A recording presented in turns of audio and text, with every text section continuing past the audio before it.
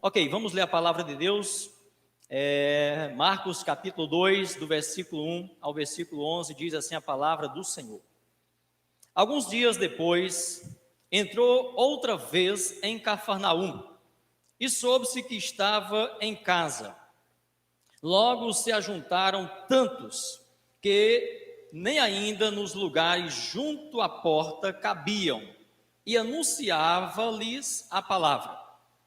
Vieram ter com ele, conduzindo um paralítico trazido por 4 homens, e não podendo aproximar-se dele por causa da multidão, descobriram o telhado onde estava, e fazendo um buraco, baixaram o leito em que jazia o doente.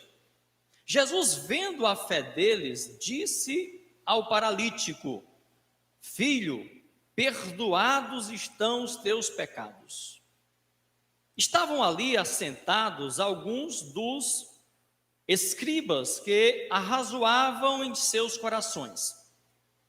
Por que profere este assim blasfêmias? Quem pode perdoar pecados senão Deus? Jesus, conhecendo logo em seu espírito que assim arrazoavam entre si, lhes disse: Por que arrazoais sobre estas coisas em vossos corações? Qual é mais fácil, dizer ao paralítico: estão perdoados os teus pecados? Ou dizer-lhe: levanta-te, toma o teu leito e anda? Ora, para que saibais que o Filho do Homem tem na terra poder para perdoar pecados, disse ao paralítico: a ti te digo, levanta-te, toma o teu leito e vai para a tua casa. Vamos orar ao Senhor. Querido Deus e Pai, te agradecemos, Deus, por esse texto tão precioso, tão conhecido de todo crente, essa história, esse milagre tão belo e de uma profundidade tão grande, Senhor Deus, que na nossa humanidade, na nossa capacidade humana, nós não seremos capazes de dissecá-lo, nós não somos capazes de entender toda a profundidade. Nós pedimos nesse momento, Senhor, que o Teu Espírito Santo nos ilumine, abrindo as nossas mentes, abrindo o nosso entendimento, para que a palavra, Senhor, esta verdade bíblica, encontre guarida em nossos corações. Assim oramos, assim suplicamos a Tua bênção, a Tua direção, em nome de Jesus. Amém. Jesus escolheu você para ser um com Ele na sua missão. Esta não foi a primeira vez que Jesus veio à cidade de Cafarnaum. O texto começa dizendo que ele entrou outra vez, né? Isso significa que muitas outras vezes Jesus esteve ali naquela cidade. Aliás, Cafarnaum foi uma das cidades onde Jesus esteve mais presente realizando milagre.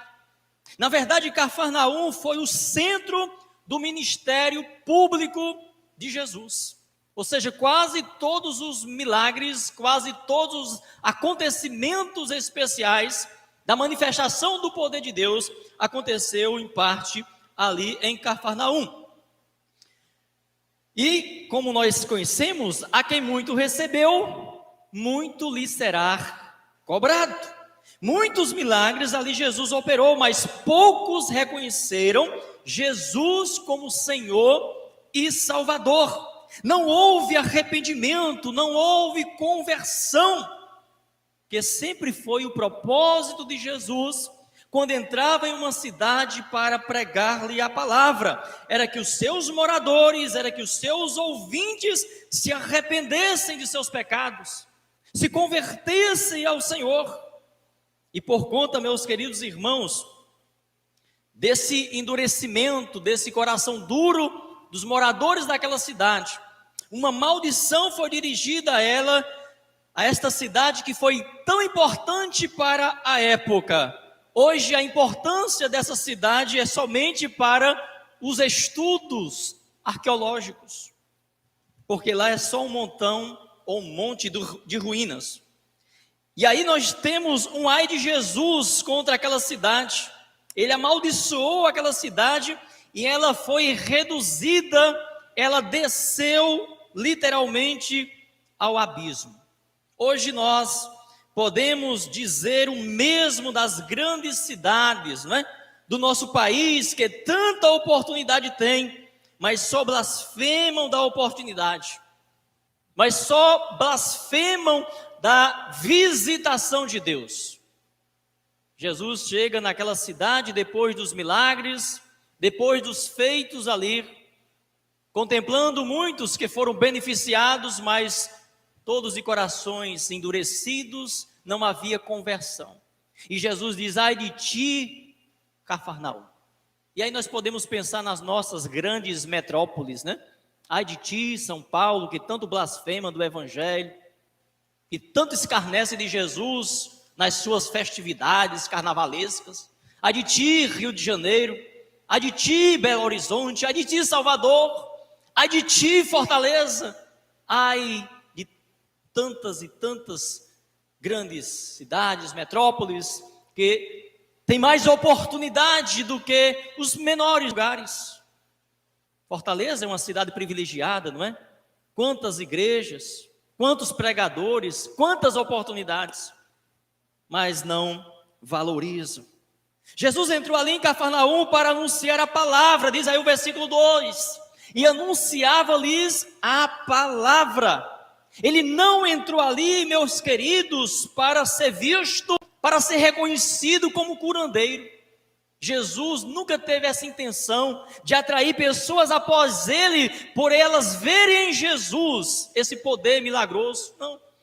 A intenção de Jesus, o propósito de Jesus em entrar em cidades e aldeias, era sempre pregar a palavra de Deus, era sempre pregar o seu santo evangelho, e em momentos muito específicos, movido de compaixão, movido por um ensino superior, como é no caso aqui, que ele vai falar sobre a salvação e não necessariamente sobre a cura. Jesus operava ali uma cura também para que se manifestasse, para que se cumprisse o que o profeta Isaías, profeta messiânico, havia profetizado a seu respeito, de que ele realmente operaria muitos milagres. O texto diz que juntaram tanta gente ali que a casa não cabia. E tão grande era a multidão que não podia mais ver nem mesmo a porta. Aquela multidão fechou ali a porta. Jesus estava lá dentro. Mas Marcos volta a sua atenção para um fato inusitado. 4 homens carregando um paralítico passam despercebidos no meio da grande multidão. É interessante isso. Marcos disse que uma grande multidão estava ali, de modo que não podia ninguém se aproximar. Mas 4 homens carregando o paralítico passam no meio daquela multidão e não é percebido. E aqueles 4 homens, não tendo acesso pela porta, eles faz um atalho, né? Sobe no telhado ali e baixa ali o paralítico. E aí, queridos, nós não temos dúvida, se tivéssemos que identificar estes homens anônimos e dar nome para eles, um deles, indispensavelmente, seria Fer. Há muitos anos atrás, o pastor Evandro, que foi membro dessa igreja, foi pastor auxiliar dessa igreja, pregou uma vez nesse texto, eu lembro, era novo convertido, e outro dia já, depois de pastor, eu ouvi repetindo esta mensagem em uma outra igreja, e ele falava sobre, ele deu nome para esses 4 homens, né? Então, se eu não me engano, um era amor, outro era união, boa vontade e união, alguma coisa assim. E aí, queridos, também, como fé é indispensável, eu apenas acrescentaria, eu daria um sobrenome para esses homens. Todos eles receberiam o nome Fer, mas com um sobrenome. Então, poderíamos chamar fé obediente, fé humilde, fé autoridade e fé anônima. Ele tinha o nome de Fer, mas o sobrenome dele era anônimo. Aqueles homens não sabiam, nem tinham noção, mas eles foram escolhidos por Deus para aquela missão. A missão de levarem aquele homem até a presença de Jesus, que é Deus. Enquanto Jesus se reunia naquela casa, naquele momento, e aquelas multidões se aglomeravam ali, e nós sabemos que os propósitos de Deus, eles acontecem dentro dos propósitos de Deus, não é coincidência, não é por acaso, as coisas de Deus não acontecendo, ou seja, não aconteceu o primeiro dia, o segundo dia, naturalmente, assim, vai acontecendo, não, sempre foi mediante uma ordem, sempre foi mediante o falar de Deus. Então, a história da Bíblia, relatado na Bíblia, tudo acontece dentro de um propósito. Então, aquela reunião naquela casa tinha um propósito.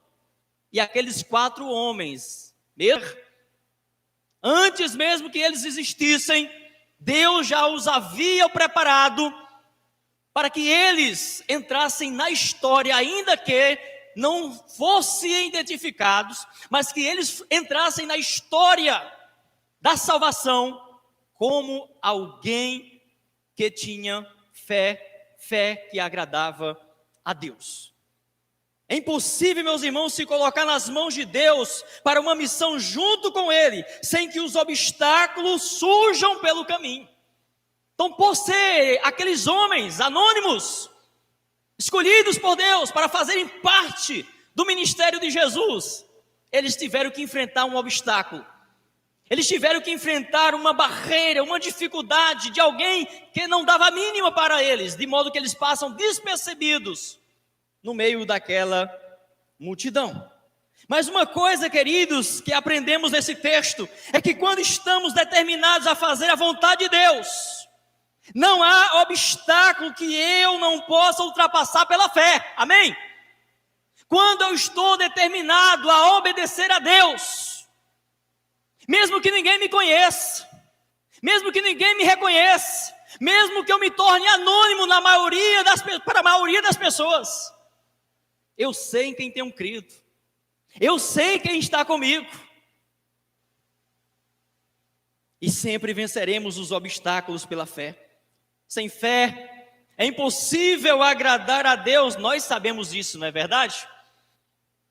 Mas qual a fé que agrada a Deus? Sem fé é impossível agradar a Deus, mas seria qualquer fé? Seria qualquer atitude, qualquer manifestação de fé, ou uma fé que tenha verdadeira conexão com o propósito, com os planos de Deus? Esses homens tinham fé. Uma fé que eles nem conheciam, uma fé que eles não tinham ainda identificado, mas que era uma fé que foi-lhes dada para que eles pudessem entrar na história como alguém que participou junto com Cristo da manifestação da glória de Deus. Por isso Jesus faz questão de reconhecer a fé destes homens. Marcos diz que Jesus vê a fé deles. Jesus não se voltou no primeiro momento para o paralítico. Jesus se voltou para aqueles 4 homens. Isto significa, meus queridos e amados irmãos, que a tua fé Deus contempla, especialmente quando ela é abençoadora. Principalmente quando a tua fé te impulsiona, te coloca na posição de servo, na posição de cooperar com o reino, na posição de abençoar.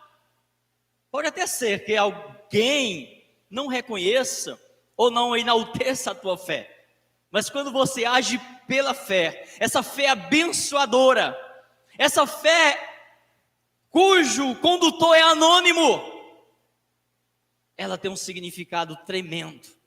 E a gente contempla, meus irmãos, esta fé de vez em quando, na vida de um irmão, na vida de uma pessoa, quando há uma manifestação de amor, há uma manifestação de graça, há uma manifestação de misericórdia, há uma manifestação de socorro a teu favor.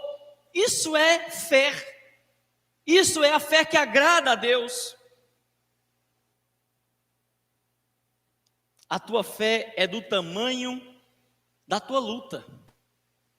A tua fé é do tamanho da obra que Deus tem para realizar na sua vida. Então glorifique o nome do Senhor.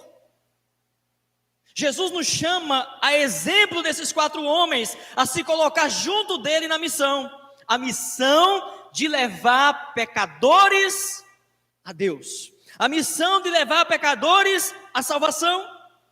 E com isso, não permitamos, meus queridos irmãos, que nenhuma alma humilde diga para Jesus, como disse o paralítico lá de Betesda, do poço de Betesda, capítulo 5 de João, versículo 7. Nós sabemos, conhecemos muito bem aquela história das peregrinações, não é? Que a religião judaica, farisaica da época criou para poder trazer benefícios lá para a própria religião, de modo que anualmente eles faziam lá aquela peregrinação para ir até o poço de Betesda, com a justificativa de que anualmente um anjo do céu descia, agitava aquelas águas, e o primeiro que fosse molhado por aquelas águas seria curado. É uma narrativa da história da religião judaica, das crendices deles, de que um anjo desceria. E Jesus, que não foi coincidência nenhuma, Jesus, para nos ensinar de que de fato ali era só uma narrativa, de que milagre nenhum ali acontecia. Prova é que os fariseus que promoviam a peregrinação ficam irritados depois que o paralítico toma a sua cama e carrega, e eles diziam que não podia acontecer isso no dia de sábado. Se não podia acontecer de um paralítico levar a sua própria cama, por que levar o povo a serem curados? Já que ele iria ter que sair dali com a cama, no dia de sábado. Então Jesus chega ali, queridos, e encontra aquele homem mendigando uma oportunidade para se aproximar daquele tanque. Naquela ocasião não tinha 4 homens piedosos como os 4 que nós temos aqui. Não tinha 4 homens misericordiosos com a fé que pensava em abençoar o outro. Cada qual na sua crendice ou na sua superstição se aglomeravam em cima daquele tanque, daquele poço, na expectativa de que descesse o anjo. E provavelmente eu creio que esse anjo nunca desceu. Mas aí Jesus contempla aquele homem que há 38 anos fazia aquela peregrinação até Juazeiro. Ia dizer Juazeiro do Norte, ó. E aquele homem se encontrava ali, queridos. E Jesus faz aquela pergunta básica, não é? Você não quer ser curado? Olha, Jesus, se eu venho para cá há 38 anos, para esse tanque, obedecendo às ordens dos meus sacerdotes, é porque eu quero, mas e qual é o problema então? E aí o homem vai responder: não tenho ninguém que me ponha no tanque quando a água é agitada. Não tenho ninguém. E ali nós sabemos, meus irmãos, que acontece o milagre. Jesus cura aquele homem e deixa para nós a lição. Ainda que o poço, o suposto milagre, é só uma narrativa, Jesus deixa claro que nós precisamos conduzir pessoas no lugar certo, na hora certa, para elas poderem ouvir a salvação, a mensagem de vida eterna. Não tenho ninguém que me ponha, que me leve. Como disse, não havia 4 homens. E ainda que tivesse, só teria acontecido o milagre se eles tivessem levado Jesus, levado o homem paralítico para Jesus, que era a pessoa certa. Então, queridos, nós devemos nos colocar à disposição de Deus para levar outras pessoas até Deus, através da nossa fé abençoadora. Talvez você diga: eu não tenho fé suficiente para esta missão, pastor. O senhor está dizendo que Jesus escolheu-me para ser um com ele na missão. Eu não tenho fé para cooperar com esta missão. E quem disse que precisa você fazer esse amontoado de entendimento, de definição, se tem ou se não tem fé? A fé não se define dessa maneira. A fé não se define com um amontoado de estudo, de comparação, de realização. Eu tenho fé porque eu já realizei isso. Alguns dizem assim: eu tenho fé porque tudo que eu peço a Deus, Deus me dá. Não é fé, querido. Porque a fé verdadeira não conquista tudo de Deus, não. A fé verdadeira, ela submete à vontade de Deus. A fé verdadeira, ela recebe o não de Deus e continua prostrado, pronto para fazer a vontade de Deus. Então essa fé que se arroga de ter fé, ou de ser uma grande fé, porque recebe tudo de Deus, tem alguma coisa errada. Nem um homem na Bíblia por maior que tenha sido a expressão da sua fé, recebeu tudo de Deus, na hora que quis, na hora que desejou, na hora que precisou. Abraão foi conhecido como o pai da fé, não porque ele pediu algo de Deus, e Deus deu, foi? Foi não, foi porque ele entregou algo para Deus, seu próprio filho. Ah, pastor, eu sou um homem de muita fé, por quê? Porque Deus pediu isso e eu... Mas sempre a tendência nossa é, eu sou um homem de muita fé porque eu pedi e Deus me deu. Ou seja, condicionamos a nossa fé, que foi contaminada, né, por esse conceito errado de fé, porque religiosamente nós recebemos e canalizamos a fé somente para esse ato do receber algo de Deus. Mas a fé, queridos irmãos, não é medida pelos nossos métodos, pelo alcance da sua capacidade, das suas habilidades. Nossa fé bíblica cristã parece ter sido contaminada pela fé cultural evangélica, condicionada ao determinismo. Então você percebe que essa fé que opera hoje no meio evangélico é uma fé do determinismo, ou seja, é uma fé que ultrapassa as barreiras da submissão, da humildade, da dependência de Deus. Ou seja, a minha fé é tal que eu consigo. Por que você consegue? Porque você determina. Ou seja, se você não encarcar Deus, se você não provocar Deus, Deus não vai te conceder o que tu pede. Tu pede tão calmamente, não é? Por isso que alguns até julgam os batistas, não é? Que os batistas não clamam, que os batistas é aquela coisa, tranquilo, calmo, sereno e tranquilo. E precisa realmente, a gente tem momentos nas nossas vidas, na nossa particularidade, que a gente se debruça mesmo, que a gente chora, que a gente clama, ali se derramando diante de Deus, mas não uma coisa contínua, um monte de pessoas desesperadas, batendo panela, dando volta no templo, apresentando sacrifício, tudo em função de receber ou de materializar a fé. Como muito é ensinado por aí, você precisa materializar a sua fé, ou seja, a sua fé só se torna real quando você materializar. Como? Olha, você pediu isso a Deus para que esta fé subjetiva, essa fé abstrata se torne algo concreto. Só se é concreto de verdade se você conseguir aquilo que você está querendo. E aí eles ensinam as técnicas, né? Ensinam o modo de fazerem lá as suas petições, que é uma verdadeira aberração. Então fé, meus queridos irmãos, não tem tamanho. Por isso que Jesus, para minimizar a possibilidade desta medida de fé entre os seus discípulos, comparou a fé poderosa a um grão de mostarda, o menor grão. Alguém diz aí que descobriram o menor, mas até então, Jesus já sabia que existia outro grão que você sabe aí. Mas os homens não sabiam, então Jesus usou a linguagem que era conhecida da época. Porque é isso que às vezes dá um nó na cabeça das pessoas. Por que Deus não falou sobre isso que está acontecendo assim tão claramente, dando nome? Para quê? Ele tinha que usar a linguagem que o povo naquela época entendesse. E que nós iríamos entender hoje, quando realmente a ciência se multiplicasse. Quando ele permitisse que a sua revelação, de modo que ela foi gradativa, ela fosse se completando até a plenitude dos tempos. Então, queridos irmãos, Jesus viu a ação dos 4 homens, e é assim que a fé é destacada em todo o Novo Testamento.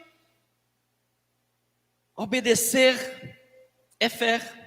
Não sabemos o que aqueles homens sabiam a respeito de Jesus. Não sei se eles já tinham tido alguma informação, ou se foi a primeira vez que eles tiveram a oportunidade de saber que Jesus, é provável que eles tivessem ficado sabendo que Jesus ia estar ali naquele dia na casa de Simão, o leproso. Mas o interessante, irmãos, é que aqueles homens não pensaram nele, não é? Eles não pensaram em receber uma bênção para si, eles pensaram naquele homem. Não sabemos também qual a relação daquele paralítico com aqueles 4 homens. Não sabemos, mas sabemos que Deus muito nos ensina a respeito desta história. Jesus sempre fez questão, meus irmãos, de reconhecer a fé das pessoas que chegavam até Ele. E algumas até causou em Jesus admiração pelo tamanho da fé, que claro, o tamanho aqui não é uma forma de medir segundo a nossa métrica. segundo a nossa maneira de medir a fé dos outros, ou a nossa mesmo, mas se expressar o que seja.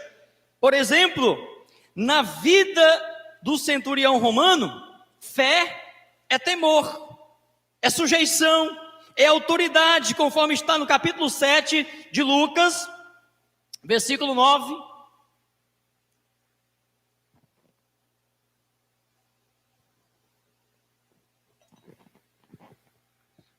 Lucas 7, versículo 9. E ouvindo isso, Jesus maravilhou-se dele, e voltando-se disse à multidão que o seguia: digo-vos que nem mesmo ainda em Israel tenho achado tanta fé. Onde Jesus estava mesmo, hein, irmãos, nessa ocasião? Em Cafarnaum. Poucas pessoas poderão dizer que surpreenderam Jesus, mas esse centurião conseguiu. Ele pediu que Jesus curasse seu servo, não foi algo para ele mesmo. O patrão piedoso, né? Mas sua fé na autoridade de Jesus era tão grande que ele não precisava ver Jesus realizando a cura. Basta apenas uma palavra, basta apenas uma ordem. Uma palavra de Jesus era o suficiente. E aí, queridos, é o texto que diz, não somos nós. Jesus ficou impressionado com a fé do centurião, que nem era judeu. E assim Jesus curou o seu servo. Outro exemplo, a mulher que derramou um perfume caro na cabeça de Jesus. Com esse exemplo, aprendemos que fé é um ato, às vezes, inconsciente, prever o futuro.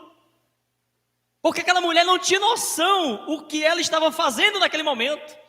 Mas ela estava se antecipando a algo que não ia poder ser possível, que era a preparação para o sepultamento de Jesus.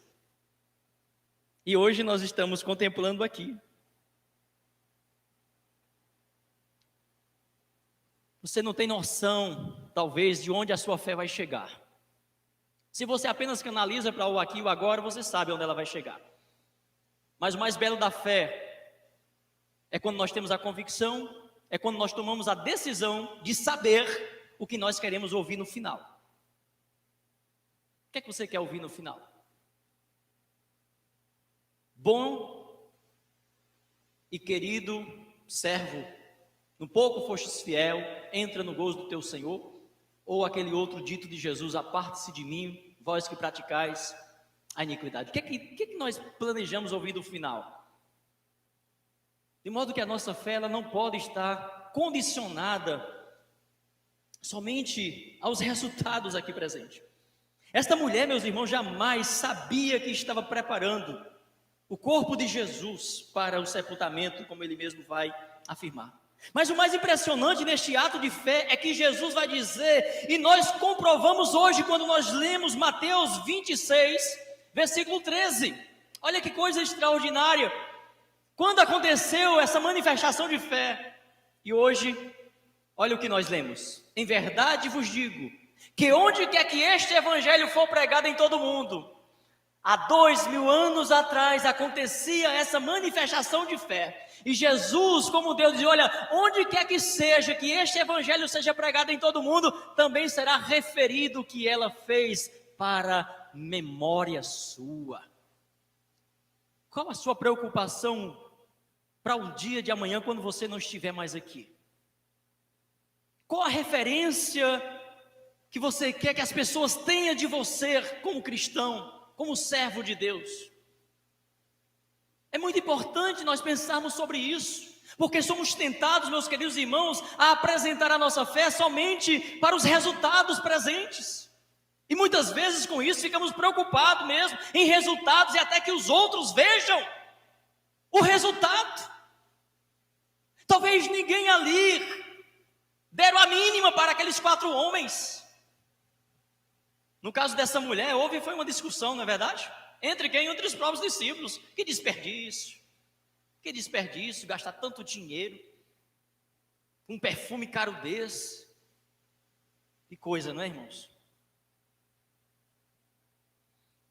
A gente às vezes, inconsciente, ou mesmo consciente, acaba tomando atitude dessa natureza quando se fala em qualquer questão relacionada à obra de Deus, né? A gente sempre pensa que está resumindo tudo que o nosso dízimo, a nossa oferta, a gente às vezes somos tentados a pensar que é só a manutenção. A manutenção é. Mas o dízimo, a nossa oferta, está muito além daquilo que se compra com ela aqui, daquilo que se paga.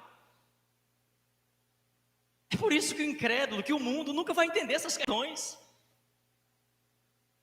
Sempre vai ver pelo outro lado, que infelizmente, em algumas questões tem razão devido aos escândalos, não é? Devido aos impérios que são construídos, que são forjados em nome da fé. E de fato, Cristo se envergonha deste evangelho, desse pseudo-evangelho.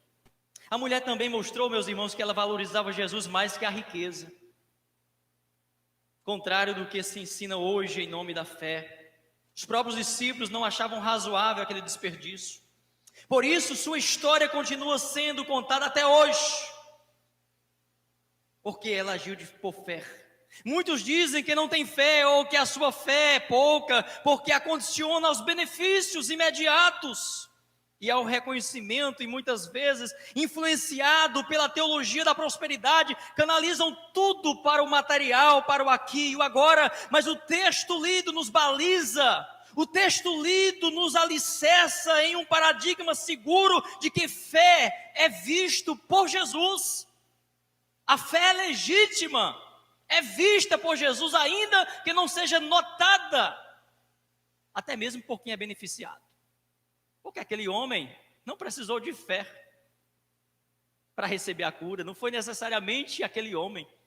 Por isso que algumas vezes, né, Deus é bom e misericordioso, a gente chega na quarta-feira aqui e apresenta um pedido de oração, até por alguém que a gente não conhece, alguém que é crente, outros não são crentes, e a gente escuta que Deus, na sua misericórdia, cura aquela pessoa, abençoa aquela pessoa, porque Deus vê a sua fé, Deus vê a sua atitude. Jesus vê, está aí no texto. Por isso, queridos irmãos, a história de fé, ela permanece, ela vence todos os obstáculos. Humildade em reconhecer que não é merecedor também é uma boa definição de uma grande fé. Assim Jesus fala da mulher cananeia, a Ciro-fenícia, conforme está em Mateus 15, do 21 ao 28. Esta mulher foi muito humilde, uma qualidade indispensável da fé. Por isso Jesus a exalta. E partindo Jesus dali, foi para as partes de Tiro e de Sidom.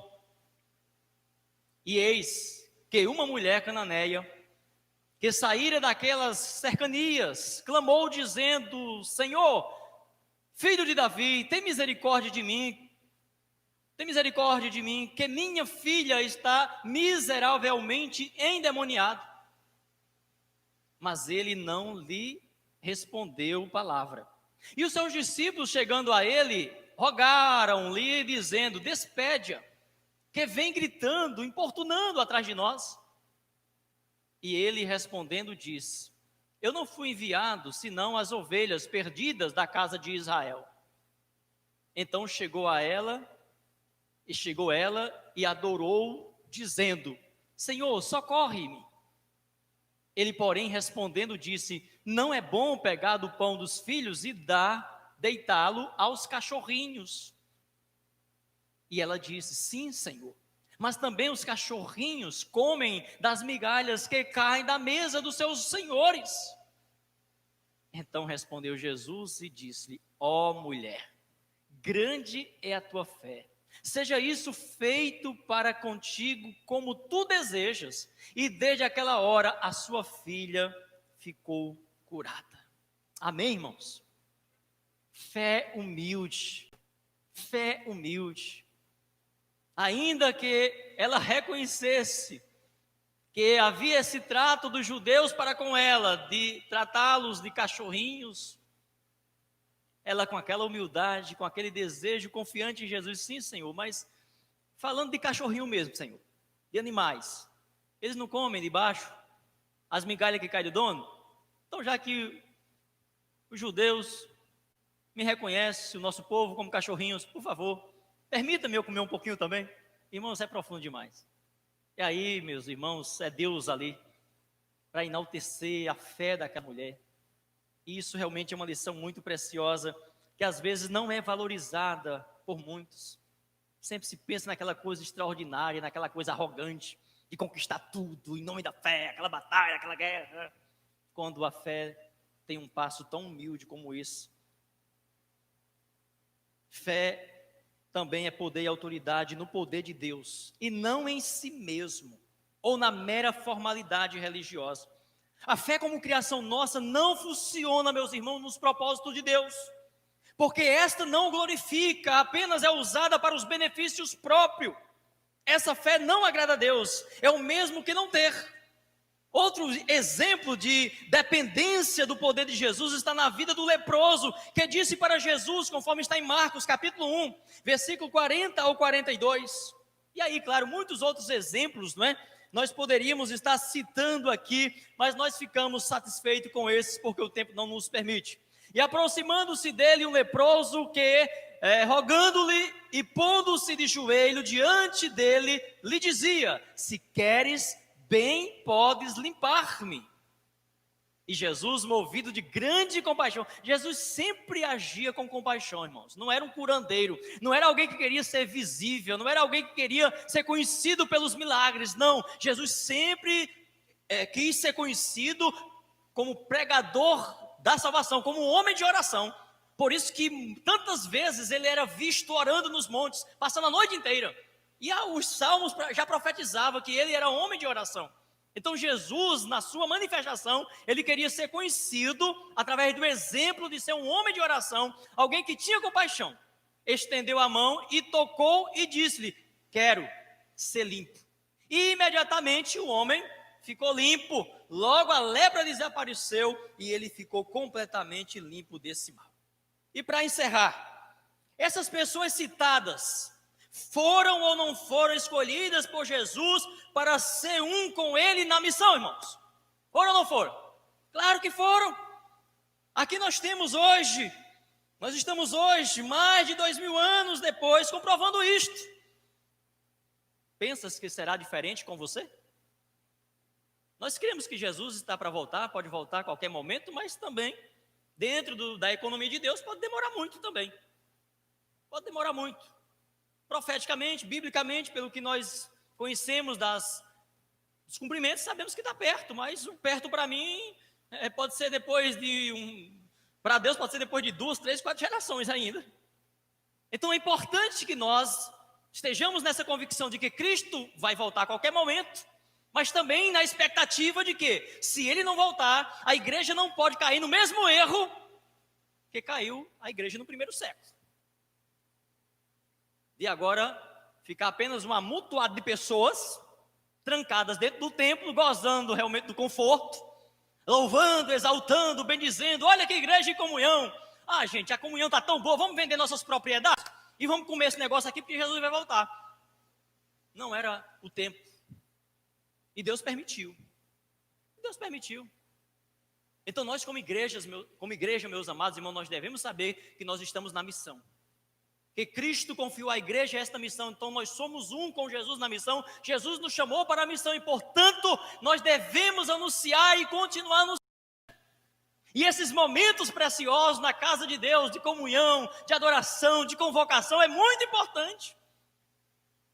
Mas não deve encerrar em si mesmo.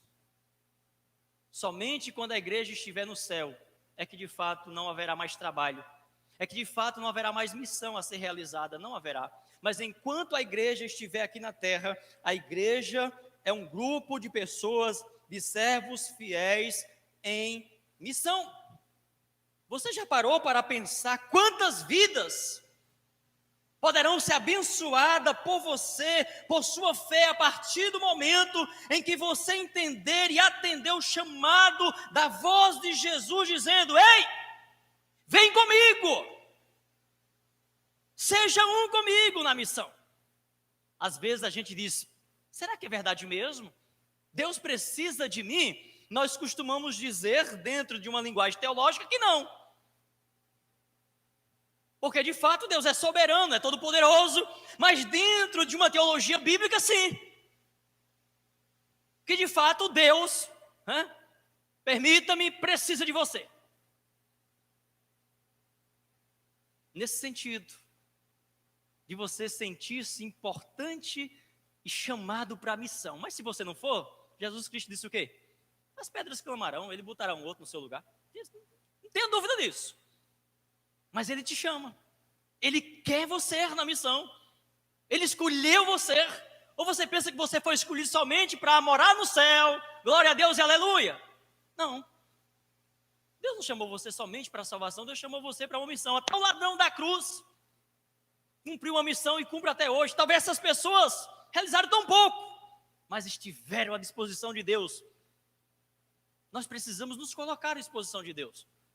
Não é sair daqui agora e correr para a rua e chegar em casa naquela agitação, eu tenho o que fazer. Não. É dizer, Senhor, eis-me aqui, Senhor, eu quero ser um contigo. Onde está a minha missão? Como que eu devo realizar esta missão? É claro, tudo começa a partir de um ajuntamento, não é? A partir de uma obediência, a partir de se voltar para Deus, porque antes, meus irmãos, de fazer qualquer coisa para Deus, nós precisamos estar com Deus. A primeira coisa que Jesus fez não foi enviar os seus discípulos, não, foi convidar os discípulos para estar com Ele. Então, muitas vezes, nós estamos precisando mesmo, estar mesmo, porque é nesse estar, é nesse congregar, é nesse ajuntamento, é nessa busca que o Espírito Santo, como diz lá em Atos capítulo 13, vai dizer, eu escolho esses aqui para que cumpram esse propósito. Então a igreja precisa entender essa missão, de estar em missão com Jesus Cristo, porque a missão não foi concluída ainda. A obra da redenção sim. Jesus já pagou o preço, eu não preciso mais me sacrificar, pagar promessas, fazer penitência, nada disso. Mas a missão da igreja continua.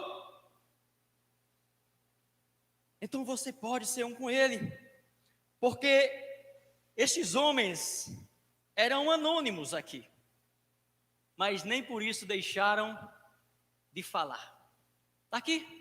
Sempre que esse evangelho for lido, for pregado, sempre que esse capítulo 2 de Marcos for lido, os 4 homens vão estar lá sendo evidenciados como homens de fé.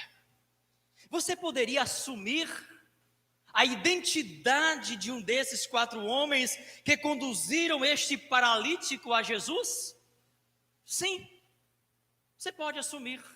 Eles não tinham nomes, né? Quem sabe, um daqueles paralíticos era você, irmão Ivanildo. Hoje, não é encarnação não, viu? Mas eles não tinham nome, então você assume hoje e age com fé, levando o evangelho, cumprindo aquilo que eles cumpriram. Jesus, vendo a fé dele, né? Está aí deles, versículo 5. Jesus quer ver a tua fé. Por favor, não fique agora pensando que Jesus quer que você faça uma oração de cura, que você faça algo maravilhoso para provar. Jesus não pede esse tipo de provação de fé. Não. Jesus quer ver a sua fé. E Ele já está vendo. Sem você realizar nada, Ele já está vendo a sua fé. Até quando você duvida é fé. Fé só não é fé quando você duvida fora de Deus. Mas quando você duvida em Deus, é fé. Quando a dúvida é uma ânsia, é um desejo de conhecer Deus, de compreender Deus, a palavra de Deus é fé. Mesmo quando você duvida. Porque a fé não é produto da nossa imaginação, das nossas conjecturas, dos nossos formatos, do ajeita aqui, ajeita ali, ponto, eu consertei isso, consertei isso aqui, pronto, agora eu tenho fé. Não é assim que acontece. Fé é estar na presença de Deus, mesmo ali como aquele homem, aquele pai piedoso. Jesus, ajuda-me na minha falta de fé. Jesus Cristo disse, ô homem de fé, viu? O homem está dizendo que não tem fé, mas ô homem de fé. Porque ele foi humilde e disse para Jesus, Jesus, eu não tenho fé, ajuda-me. Jesus te viu antes de você chegar aqui. Jesus te viu quando eu estava preparando esta mensagem. Jesus me viu há 36 anos atrás, quando eu era apenas um menino travesso do interior, correndo atrás de animais e matando cobra dentro de casa. Jesus me viu pregando hoje aqui. Eu fico de vez em quando imaginando isso. Aquele menino velho lá do interior, todo fedido, correndo atrás de animais, correndo atrás de cobra. Minha casa era cheia de cobra. Morava no pé de uma serra. Tinha um medo medonho, mas não podia ver uma que eu estava lá metendo um pau na cabeça dela. Embora tivesse umas que estavam ali para fazer o bem, né? Comer alguns insetos, algum bicho, que era aquelas cobras corredeiras. Mas enfim, Jesus já me via ali, meus irmãos. Jesus te vê hoje aqui. Jesus te contempla. E agora, para concluir de verdade. Jesus deixa claro quem Ele é e o que Ele veio realizar aqui neste mundo. Filho, perdoados estão os teus pecados. Jesus veio perdoar os teus e os meus pecados. E com esta palavra, querido, a religião entra em ação, porque a religião pagã quer manter as pessoas eternamente ligadas a ela em um contínuo ritual de sacrifícios e de dependência, nesta busca infinita, na tentativa de apagar ou de cancelar os seus pecados. Mas a Bíblia diz que só em Jesus nós teremos os nossos pecados cancelados, conforme diz em Atos 3:19. É os tempos de refrigério, da presença do Senhor, quando nossos pecados são perdoados. Eles disseram uma verdade aqui, não é? Quando indagaram a Jesus, quem pode perdoar pecados, senão Deus? Olha que verdade que eles disseram. Acho que foi a única vez que eles falaram uma verdade verdadeira a respeito de Jesus. Quem pode perdoar pecados, senão somente Deus? Mas tudo isso eles diziam no secreto arrazoado do seu coração. Eles murmuravam ali, porque Jesus, ao invés de dizer para o homem, levanta-te, está curado, Jesus Cristo disse, filho, levanta-te, perdoados estão os teus pecados. E eles ficaram, mas quem pode perdoar pecados? E aí Jesus, percebendo lá no íntimo da sua alma, esse arrazoado deles, Jesus faz a pergunta, vem cá, o que é mais fácil, dizer para o paralítico, estão perdoados os teus pecados, ou falar para ele, levanta-te e anda? Se vocês dizem que somente Deus pode perdoar pecados, será que um homem tem condição de falar para um paralítico nessa situação se levantar?